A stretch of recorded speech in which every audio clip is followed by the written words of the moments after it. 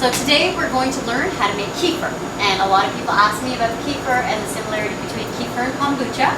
This is a water kefir. Some people expect it to look dairy-like. It is not. It is also not a kombucha in the sense that it's not made of a mushroom mother. It is a living culture. So what we're going to do is we are going to work with a 1 gallon mason jar. So you've got your 1 gallon mason jar, and you're going to need 1 1/3 cups of culture. So this is actually, some people call them kefir grains. They're not made of a wheat or anything like that.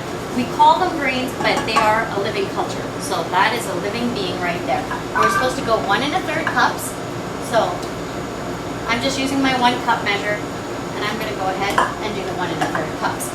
Now the kefir, the reason why it ferments water is that it feeds on sugar. So you've got your kefir in the container, and now you have to feed it a natural sugar. The sugar cannot be processed or anything like that. The two that we recommend, one is Rapadura, which is made from sugar cane. It produces a kefir that's slightly more tart. The other one is coconut palm sugar, and I think it's a sweeter sugar and produces a slightly sweeter kefir. But the problem I find with just using strictly coconut palm sugar is sometimes it tastes a little coconutty. So we go half and half, okay? So here's 2/3 of a cup of coconut palm sugar and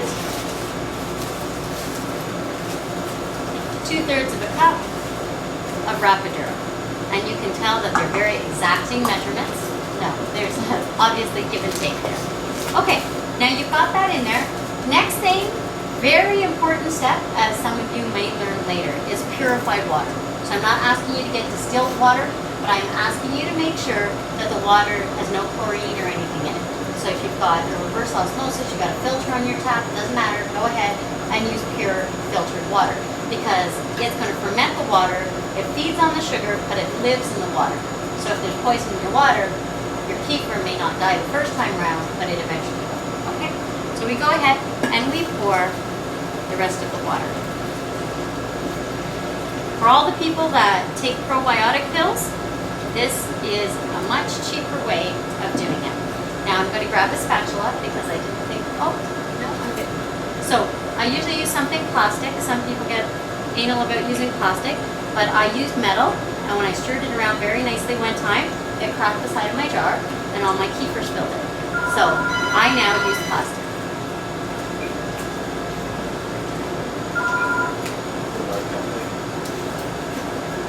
Okay, so now we've got this filled up with water. We did give it a good stir so that the culture and the sugar are intermingled together. And now what we do is we cover it. I cover it with saran wrap. You don't have to. You could use the lid of the actual gallon container, but you want the wild yeast to be able to get into it. And so we cover it just kind of loosely, like that. And then we have this huge counter. So all I do is I take it and I shove it under the counter where it's perpetually dark. And that is a warm, dark place for 1.5 days.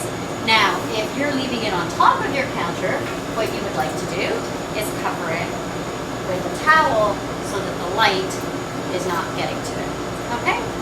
And then you leave it in a warm place. If you have a tile floor and you leave it on the tile floor, the tile stays cold. The culture does not like coldness. So remember, warm, dark place.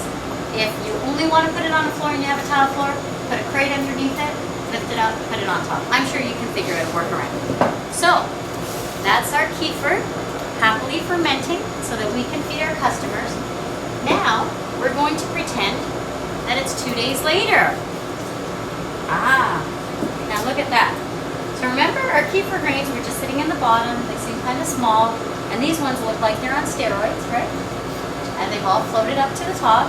And our saran wrap that we put on there is, obviously voluminous. And if you're looking at it closely, I don't know if you can see or not, but there's little bubbles going up. So that's the fermentation. And doesn't it look like there's a whole lot more culture in there than I put in originally? So when it feeds on the sugar, some people get a little bit worried that I gave it so much sugar, and they're like, well, I'm trying to stay away from sugar. The kefir eats the sugar. So it's not sugar water. That's not what you're drinking anymore. The kefir eats the sugar and then it ferments the water. So don't worry about the slight sugar content in it because it's living on the sugar. That's how it's fermenting. So essential ingredient is the sugar, not going to spike your blood sugar, and the sugars that we fed it are all very low glycemic. Won't spike your blood sugar anyway. And so that's it. This is it. Now at this point, some people get confused and they do the wrong thing. We want the liquid, we don't want the culture. So we can't just take this whole thing and put it in our fridge now. We have to separate.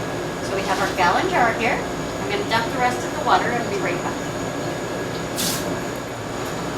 So now we're going to pour off the kefir. I'm going to make a little bit of a mess, but not too much. So what we have is a strainer to catch the kefir grains, a funnel to funnel the kefir water into it. Here we go.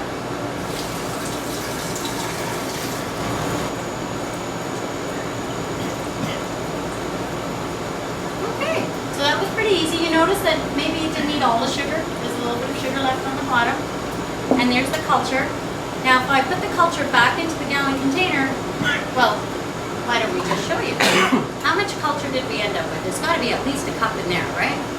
And look, there's at least 2 cups in here.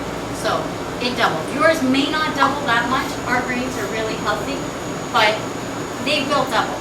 So if you want to repeat the process now, you're going to have to get rid of some of the culture. So you don't want to just add sugar and then add water because there's way too much culture. So this now is ready to drink. We can put a cap on it, and if you put a cap on this really, really tight and let it sit out for another day, it continues to ferment and it gets really carbonated. Well, it doesn't continue to ferment, but it continues to carbonate, and then it tastes like soda. It's really, really good. But what you would want to do is make sure that you fill the container all the way to the top and screw the lid on really, really tight. Then you put it in the fridge. People always ask me, how long does kefir last? Kefir like this, that's been poured off, put it in the fridge, several weeks. You're going to drink it before it goes bad. This, if you don't want to make any more kefir, because you're only going to drink a little bit of this at a time, you can go ahead and put this in your fridge, and that tells the grains to go to sleep.